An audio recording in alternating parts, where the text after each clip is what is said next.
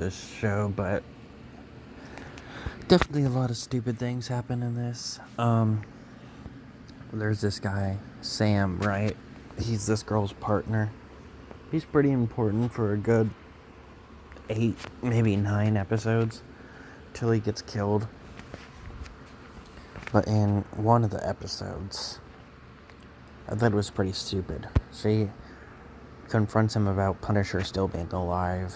For the next few episodes, he's just fine with it. But here's how the actual conversation goes down. She's just been in a bad accident. She was upside down in a car. Bad head injury. Bad injury to her chest. She's supposed to still be resting, but she decided not to.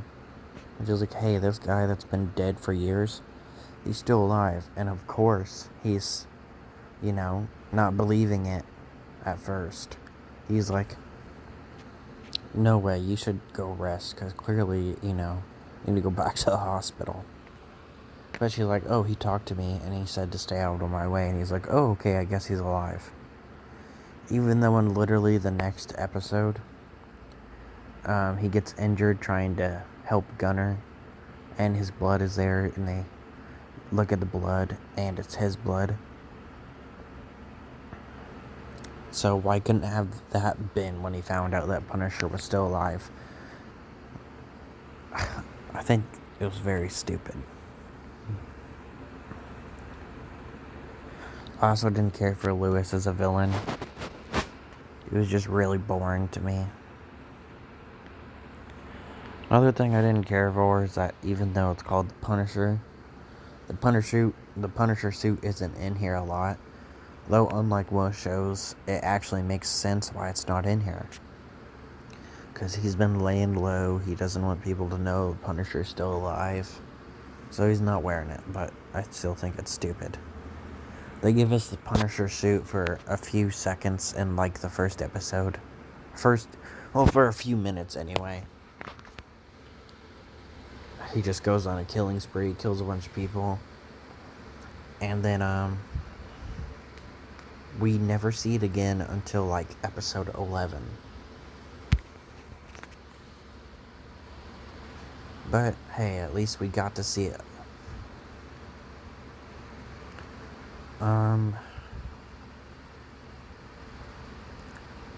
Now this one is a bit, a weirder criticism. When Punisher first, meets Micro, this is before they become friends.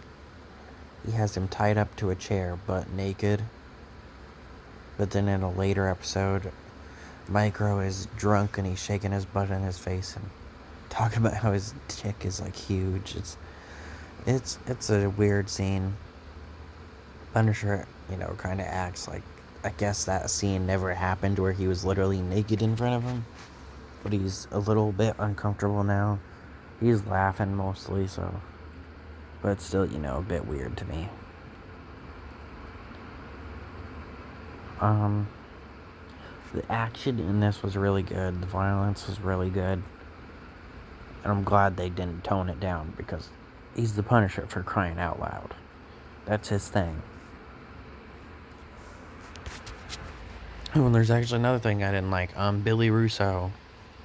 He was a really good villain. But what I didn't like is in episode 13, they show us a flashback of back when him and Frank were friends and hanging out with Frank, his wife, and his kids. He says some really sketchy shit. And I guess it's supposed to be foreshadowing or whatever. How he'll be a bad guy later. He literally says, hey, I was named after this really bad person. And he did the exact same thing that I'm gonna do later. I thought that was very stupid. Because he starts talking about how he was named after Billy the Kid. Billy the Kid betrayed his friend for money and fame. The exact same thing Billy Russo did. That is literally just, very stupid to me. And out of all the people that questioned him anyway, was the little kid, and they just thought it was a joke. And he even says, you're too smart to be, your dad's daughter. Came off very off, even though Frank wasn't the Punisher, his family wasn't dead yet, he isn't as ruthless. He was still a Marine. He knew when things were off. And he didn't really be like, hey, maybe my friend's lying about something. He knows more than he should about his supposed, family that he knows nothing about. We actually see his mom once. We never see his dad. But his mom is apparently bedridden. And he goes and visits her and stuff like that. But we only see her once.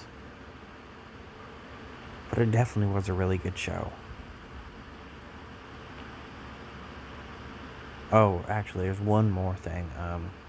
The Pete and Frank thing. Frank has, his own new identity now. And he goes by this guy named Pete. Yet throughout the show, they're so inconsistent. Sometimes the mom of, Micro's kids will call him Pete after she already knows he's no longer Pete. Because in literally the same episode, in episode 13, she asked David how Frank is and asked if he's okay. And he's like, yeah, he's okay. He's gone. He left. And later, near the end of the episode, when Micro comes to the house, she asks where Pete is.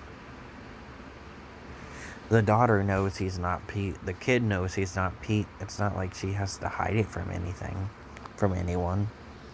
So why is she still calling him Pete? And they act like Pete's a new identity, but at the same time they don't. Because Billy Russo offers him a new identity, blah blah blah, this and that. Offers to get him out of the city and pay for him to get out of the city. And this is before he's even exposed to the world that Punisher is still alive. So, why does he need a new identity when he already has a new identity?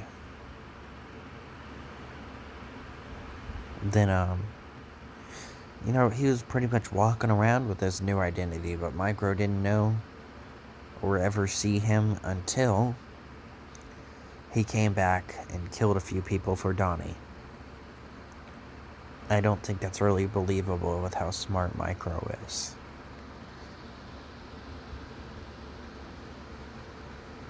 And then also the fact that when they go to find Lewis, because Lewis called the cops and he was trying to get Punisher to leave and let Curtis, take the fall or whatever.